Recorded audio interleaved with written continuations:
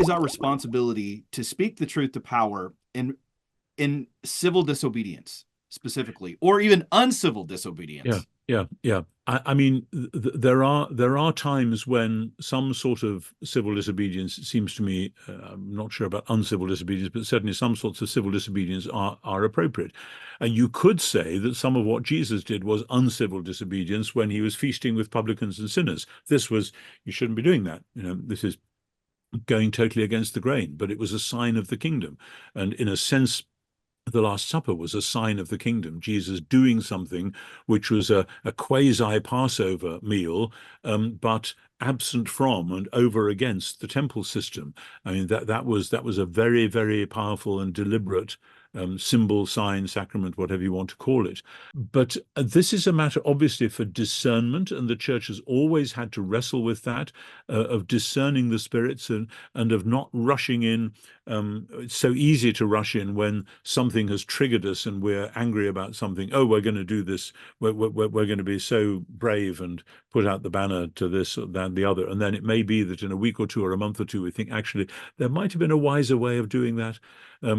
And I don't have much experience of doing that kind of thing because I've been very, very fortunate to live most of my life within systems which, though not perfect, are still not the devastating sorts of political systems that some people have to live under.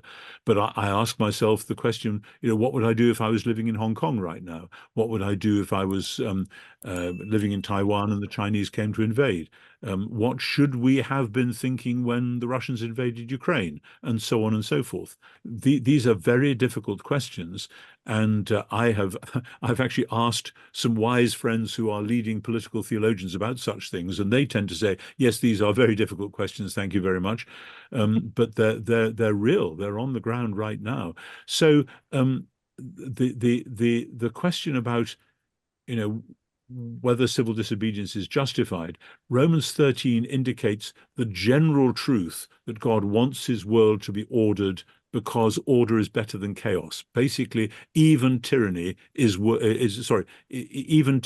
better than anarchy, because in anarchy, the bullies and the bad guys are always going to win.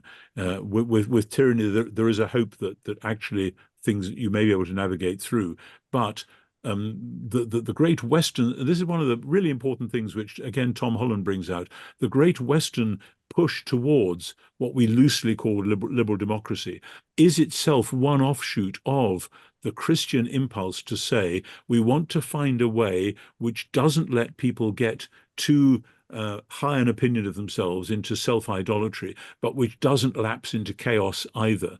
And the idea of voting every few years and of doing our best to advise and support and have a loyal opposition, etc., etc.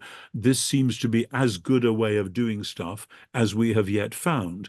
And though I'm not saying that the gospel validates the great 18th century liberal democratic experiment, it certainly has more to support it than the forms of tyranny and anarchy which we've seen sadly disfiguring the planet in recent years.